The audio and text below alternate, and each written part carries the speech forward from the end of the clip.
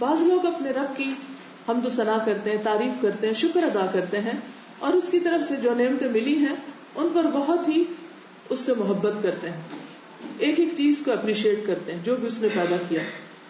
اس کے برعکس کچھ لوگ ہوتے ہیں وہ اللہ تعالیٰ کی طرف سے ملنے والی چیزوں کو تو یاد نہیں رکھتے، ان احسانات کو تو بھول جاتے ہیں، لیکن ہاں اگر کوئی کمی بیشی زندگی میں ہے، چونکہ یہ زندگی ایک ٹیسٹ ہے، اگر اس میں صرف خوشیاں ہی ہوتی اور تکلیف دہ چیز نہ ہوتی تو پھر تو کوئی امتحان ہی نہیں تھا. لیکن خوشیوں کے لیے اس نے ایک اور جگہ رکھی ہے کہ جو اس ٹیسٹ میں پاس ہوں گے انہی کو وہاں پر بھیجا جائے گا، انہی کو وہ جگہ آفر کی جائے گی. تو بہرحال کچھ لوگ اپنے رب کو بھی معاف نہیں کرتے اور اس کے بارے میں بھی منفی سوچ رکھتے ہیں، اور ان کو طرح طرح سے اس پر اعتراض ہوتا ہے کہ اللہ تعالیٰ نے ایسا کیوں کر دیا، ویسا کیوں کر دیا، اس کے ساتھ یہ زیادتی کیوں ہو رہی ہے، اس کے ساتھ ویسا کیوں ہو رہا ہے. وہ اپنی ایک سوچ کے تحت ایسا رویہ اختیار کرتے ہیں. لیکن کچھ لوگ اس کے برعکس جتنی نعمتیں ان کو ملی ہیں ان کو زیادہ گنتے ہیں، ان کی طرف ان کی سوچ زیادہ جاتی ہے، لہذا ان کو ہر طرف اللہ تعالیٰ کے احسانات نظر آتے ہیں. جس انسان کے دل کے اندر شکر کی کیفیت ہوتی ہے، اللہ تعالیٰ کے احسانات اس کو نظر آتے ہیں، ایسے لوگ دل سے، زبان سے اور اپنے رویے سے اس کا شکر ادا کرتے رہتے ہیں. زبان سے کس طرح؟ اللہ کی تسبیح بیان کر کے، اللہ تعالیٰ کا شکر ادا کر کے. اور زبان کی تسبیح جس کے مخصوص الفاظ بھی ہیں، سبحان اللہ و بحمدہ، سبحان اللہ العظیم، اور اس کے علاوہ بھی کچھ اور ورژنز ہیں، اس کے بارے میں نبی صلی اللہ علیہ وسلم نے ہمیں مختلف احادیث سے اس کی بہت تاکید کی ہے. حضور صلی اللہ علیہ وسلم نے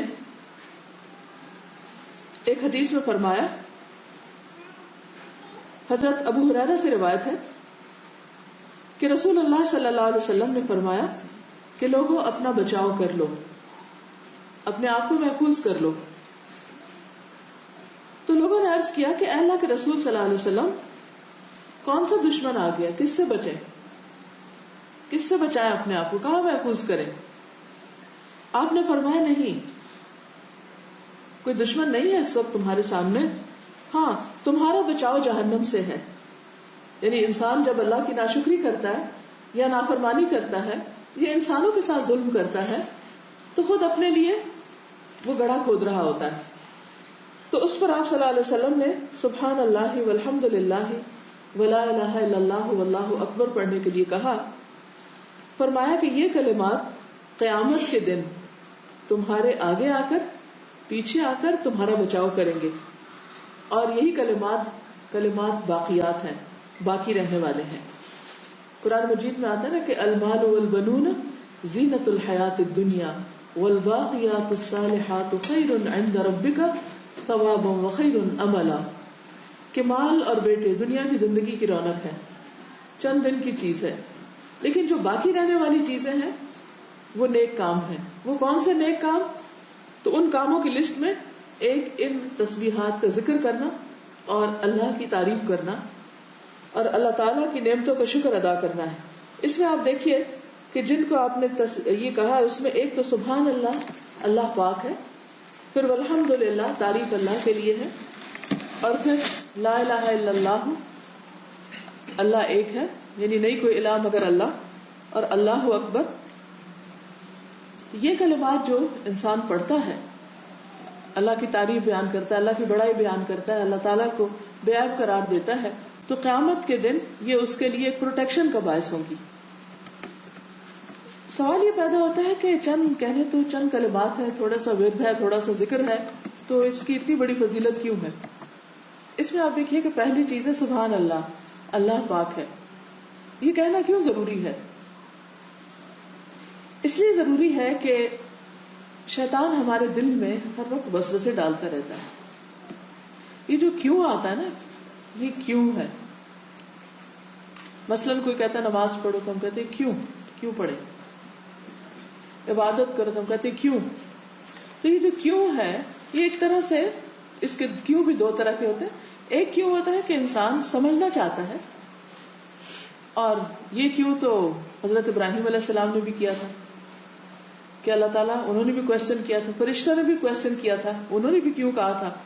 کیوں کہنا برا نہیں ہے، اللہ تعالیٰ نے جب اپنا ارادہ پیش کیا فرشتوں کے سامنے، وَإِذْ قَالَ رَبُّكَ لِلْمَلَائِكَةِ إِنِّي جَاعِلٌ فِي الْأَرْضِ خَلِيفَةً قَالُوا أَتَجْعَلُ فِيهَا مَن يُفْسِدُ فِيهَا، کہ آپ کیوں انسان کو بنانے لگے ہیں، وہ تو زمین میں فساد کرے گا، خون بہائے گا. اور ان کا خیال کوئی غلط بھی نہیں تھا، خیال تو درست تھا، کیونکہ ہم دنیا میں اس کا عملی ثبوت دیکھ ہی رہے ہیں. یعنی ایون اینجلز آسک، تو کوشچن بری چیز نہیں ہے. اطمینان قلب کے لیے کوشچن آتا ہے دل میں کہ انسان کسی چیز کی حقیقت کو سمجھے. اسی طرح اور مواقع پر بھی حضرت عزیر علیہ السلام کے بارے میں آتا ہے کہ وہ کہیں جا رہے تھے، راستے میں ایک بستی پر سے گزرے، تو وہاں پر بستی جو تھی وہ پوری کی پوری تباہ ہو چکی. تو ان کے ذہن میں بھی کیوں آیا، کیسے، کہ یہ کیسے اٹھائے گا اللہ تعالیٰ اس کی، دوبارہ سب کیسے بنیں گے، مرنا، مرنے کے بعد جی اٹھنا، پھر حساب کتاب، پھر یہ کیسے، کیوں، کس طرح، یہ سوال سب کے ذہن میں آتے ہیں. خود اللہ تعالیٰ کی ذات کے بارے میں سوال آتے ہیں. سوال کا آنا برا نہیں، کیونکہ سوال رستہ کھولتا ہے علم حاصل کرنے کا. یہ کیوریاسٹی انسان کے اندر رکھی اسی لیے گئی ہے تاکہ انسان کچھ سیکھ سکے، کچھ حاصل کر سکے. اگر یہ سوال نہ ہوتے تو ہم عقل کا استعمال کہاں سے کرتے؟ تو جب پازیٹیولی ہم سوال کرتے ہیں تو اس میں کوئی حرج نہیں ہے کہ بات کو مزید سمجھنے کے لیے. لیکن ایک سوال ہوتا ہے اعتراض کے لیے، کسی کے کام کو لیٹ ڈاؤن کرنے کے لیے، اس کو حقیر کرنے کے لیے، اس کو ڈیگریڈ کرنے کے لیے، اس کو اس کی شان سے کم کرنے کے لیے. تو یہ دوسری طرح کا سوال اگر ذہن میں آتا ہے کہ جس سے نعوذ باللہ اللہ تعالیٰ کے بارے میں ایسا خیال آئے یا ایسا اعتراض ہو کہ انسان سمجھے کہ یہ جو کچھ کیا ہے اس کا کچھ فائدہ نہیں ہے اور یہ کرنا نہیں چاہیے تھا اللہ تعالیٰ کو، نعوذ باللہ، یا یہ کہ یہ کیوں، اور یہ تو اٹس انفیئر، اٹس انجسٹ، وغیرہ وغیرہ. یہ چیز جو ہے جب انسان کے اندر آنے لگتی ہے تو ان وسوسوں اور ان باتوں کا اور اس نیگیٹیوٹی کا علاج کیا ہے، انسان کرے کیا؟ اس کے لیے جو حل بتایا گیا وہ ہے اللہ کا ذکر. کہ انسان کے دل میں جو ہی ایسی کوئی بات آئے تو انسان کے سبحان اللہ، اللہ پاک ہے اس بات سے کہ کوئی بھی غلط کام کرے یا کوئی نا انصافی کا فیصلہ کرے یا کسی کے ساتھ ظلم کرے یا کسی کے ساتھ زیادتی کرے. اس سے تو سب سے پہلی صفت جو قرآن مجید میں اپنی بیان کی ہے بسم اللہ الرحمن الرحیم، کہ وہ انتہائی مہربان، بار بار رحم کرنے والا ہے. تو اس لیے اس کی تو کوئی بھی چیز جو ہے وہ ایسی نہیں ہو سکتی کہ جس میں کوئی نقص ہو. اس کا ہر کام جو ہے وہ فائدے کا ہی ہے.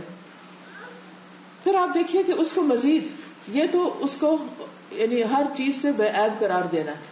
جو ہی وسوسہ ہے کہ سبحان اللہ، ہو نہیں سکتے. دوسرا ہے والحمدللہ، صرف یہ کہنا کافی نہیں کہ اللہ میں کوئی عیب نہیں، بلکہ یہ بھی کہ اس نے تو اتنے اچھے کام کیے کہ سب تعریف اس کے لیے. تو کہنے کا ایک یہ انداز ہے، ایک سلبی انداز ہوتا ہے کہ کسی کو کسی منفی چیز سے پاک کرنا، اور ایک جو ہے وہ تعریفی انداز ہے جس میں اللہ تعالیٰ کی حمد و ثنا بیان ہو رہی، والحمدللہ ولا الہ الا اللہ، اور اس کی توحید کا بیان، واللہ اکبر، اور اللہ سب سے بڑا ہے، سب سے بڑا، مجھ سے بھی بڑا، تمام انسانوں سے بڑا، ساری مخلوق سے بڑا. تو وہ اس بات سے پاک ہے کہ وہ کوئی بھی غلط کام کرے، ایسی چیز کرے کہ جو نہیں کرنی چاہیے. اس لیے جو شخص سوچ سمجھ کے اللہ سبحانہ و تعالیٰ کا ایسا ذکر کرتا ہے تو وہ دنیا میں بھی شیطان سے ایک طرح سے پروٹیکشن میں آ جاتا ہے، اور قیامت کے دن بھی جبکہ ہر طرف کوئی بھی انسان ساتھ نہیں ہوگا اور انسان ہر چیز سے ایکسپوزڈ ہوگا، نہ اس کے پاس لباس ہوگا، نہ ہی کچھ اور، نہ کوئی چھت ہوگی، نہ سایہ، تو اس وقت یہ کلمات اس کے ارد گرد آ جائیں گے اور اس کو اپنے حصار میں لے لیں گے. تو اس لیے ان تسبیحات کا پڑھنا انسان کے لیے بہت فائدہ مند ہے.